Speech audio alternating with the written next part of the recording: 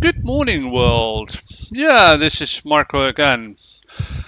Finnish seaman, 34 years at sea and still looking for to get back to your company. Let's talk about a little bit in the maritime safety and security at the moment in the cruise ships and the private yachts. As I've been on the vice president of the maritime security in a US-based company, FTS, a few years ago, I know the situations, and currently the cruise ships getting bigger and bigger, or let's say larger. They are size of the small town.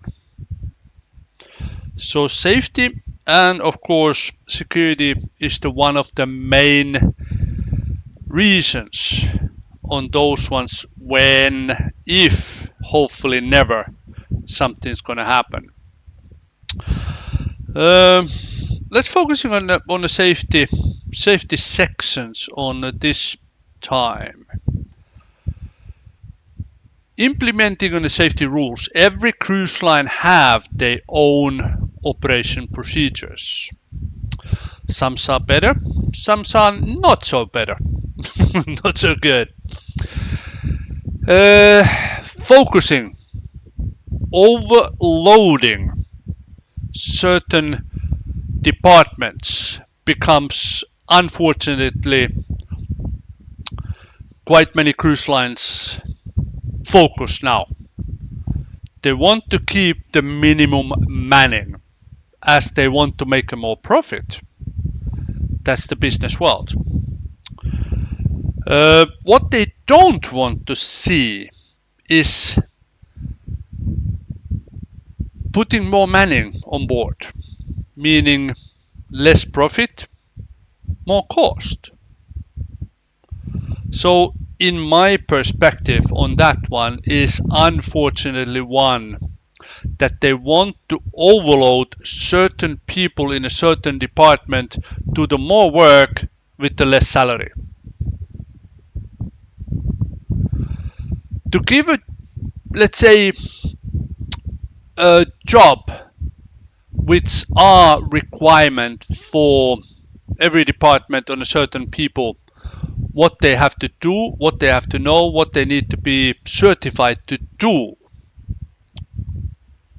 is the main category on the safety department example.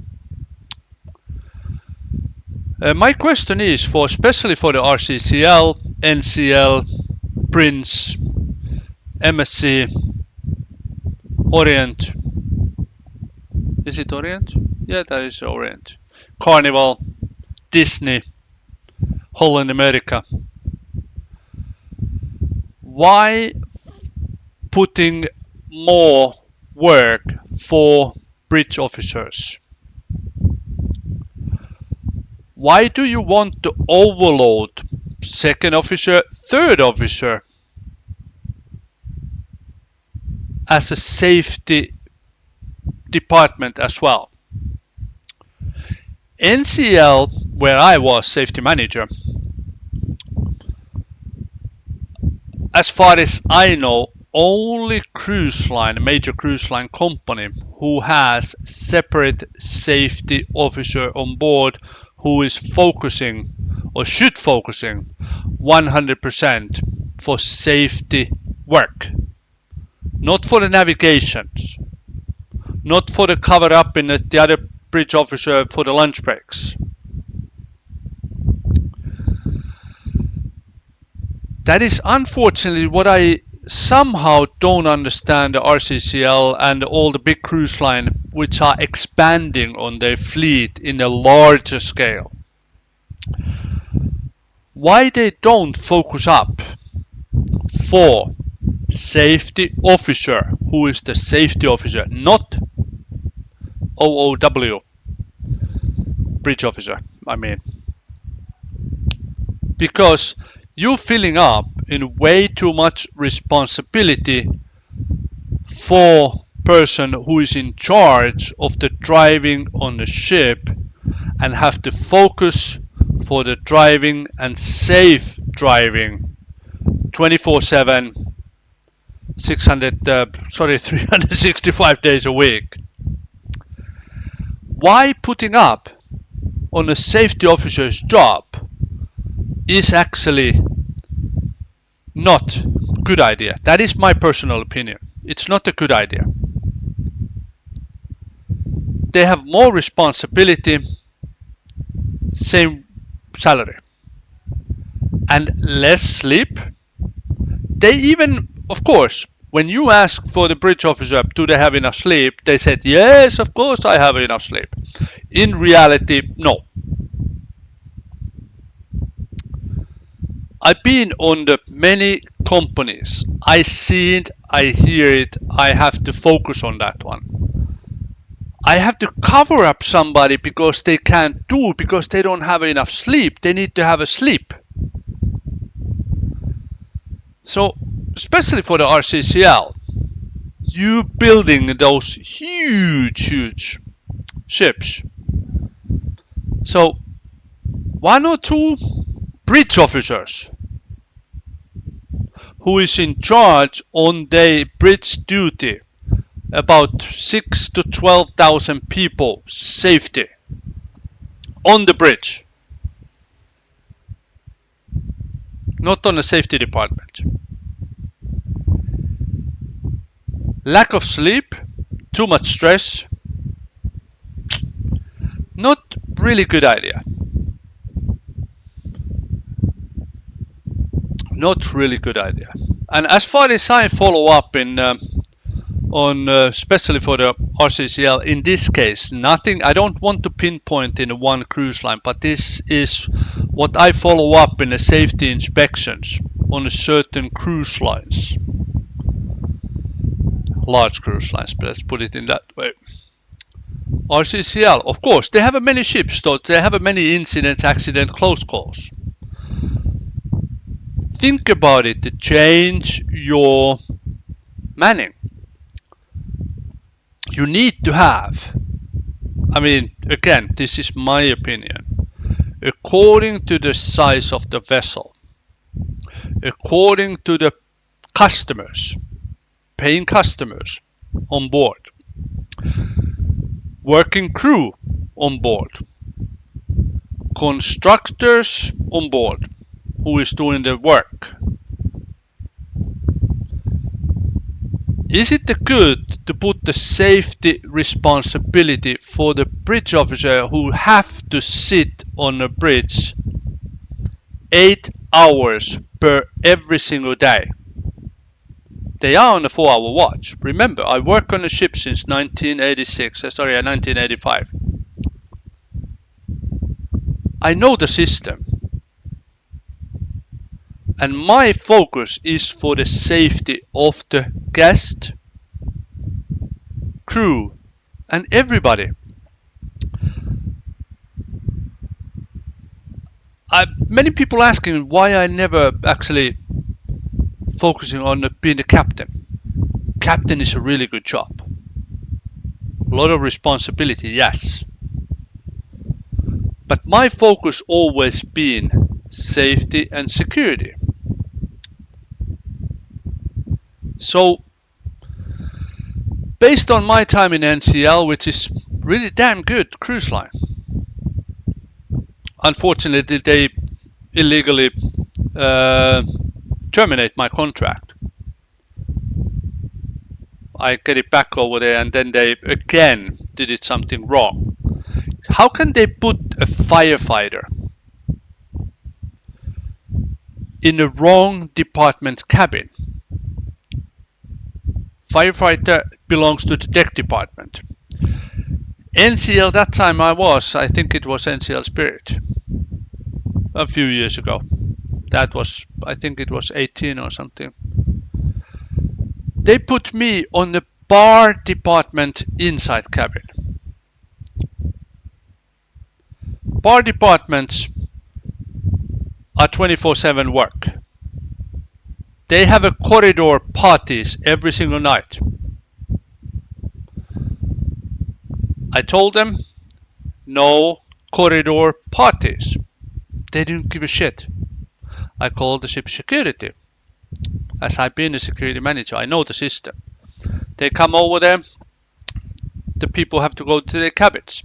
You're not allowed to have a drinking parties on the crew corridors when other people sleep.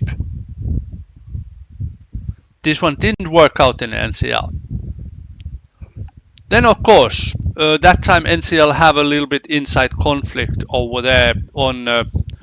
They have a lot of changes on office people. They have a lot of department disagreements and stuff over there. I talked with the captain. I talked with the department head in Miami, and none of them could not that time tell the HR that I'm in a wrong department cabin. Firefighter, I need to have a sleep after my work until I start to work. If I sleep in that home, I need to have a sleep. So I go to sleep, example, 8 o'clock or 9 o'clock or 10 o'clock in the evening.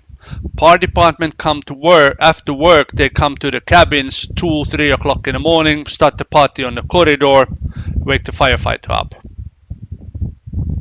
That is disturbance. So let's say, this is only my side, but this happens every single cruise lines. There is no any kind of people in the office or in the cruise ships inside can say that no, it's never happened to us. It happens every single cruise ship. Some people file the complaints about that one. Some people do the reports on that one. But those reports go basically nowhere from the ship. There is this very famous saying on what happened in Las Vegas stays in Las Vegas. Same goes, unfortunately, same goes on the cruise ships. People still driving with that rules. It's not, generally it's never going to change. But not so many people talk about that one in public. I do. I've been there. I've been basically terminated twice on the NCL. I like NCL and I'm still want to get it back over there because I know what was wrong inside the NCL. Hopefully they are better now. Yes, there has been a lot of changes over there, but seems like what is really unfortunately current situation, based on the old days, certain people need to know what to do. Certain people need to know who to hire. If they want to hire somebody, it was in the old days the HR people consulting for the department head. That I have this kind of person, what do you think about this one? It's not going to happen anymore. Now HR people who have unfortunately in many cases, don't have real ship experience, ship life experience. They are just HR people in the office. Living nice, have a home, go from office to the home, go back to the office. They have no idea on it. Then there is wrong people hiring wrong department people. People who haven't worked on that department where they actually consulting and want to hire people. They have no understanding what is the requirements other than what they've been reading, what they've been actually trained by office people, what looking for and who not to even consider to take, which is seriously wrong. So based on my own opinion, there is a non-qualified people in HR, unfortunately, hire the people to the department where these HR people have no idea other than what they've been reading on a paper. Or they have a less than a 1 year experience. Some people, yes, I know. Some people have like 5 years. Then they want to get in off the ship and go close to the families and get the job on the office. Really good. But they should actually then keep those people in HR on the department where they used to work, not just mingling around in HR because, oh, you can do this one as well. So you do the hotel, you do the housekeeping, or let's say you do the bar department, you do the housekeeping, and then you can do the safety department. Wrong. Or you do the bridge officers and then you do the safety and security department. Wrong. Those basically jobs are 100% different from each other. And I'm still looking for. So, not gonna keep it up in this one longer than this one. I'm still wanna head back to the ship. Either in the office, safety and security department, can travel around the world. I have a Finnish passport, so I can travel without any kind of restrictions anywhere. I'm a really good investigator, interviewer, and of course, I can try my best to solve the close calls, accidents, or in those really bad things where there is a casualties. I've been collecting on the dead bodies. They were my friends, and I carry them away from the place where did they die. I know the situations and it's not good, but I'm focusing 100% for the safety and security. So, if you listen this far, like this one, share this one, and if you know any company who needs the person like me, let them know. I'm here. No, I'm not there. I'm here. Send me a message. I will reply to you 24/7. Within 24 hours when I get your message. Usually faster, but I keep it 24 hours in replying time. And for hiring me, you definitely not miss a thing. Talk to you later. Cheers. Bye.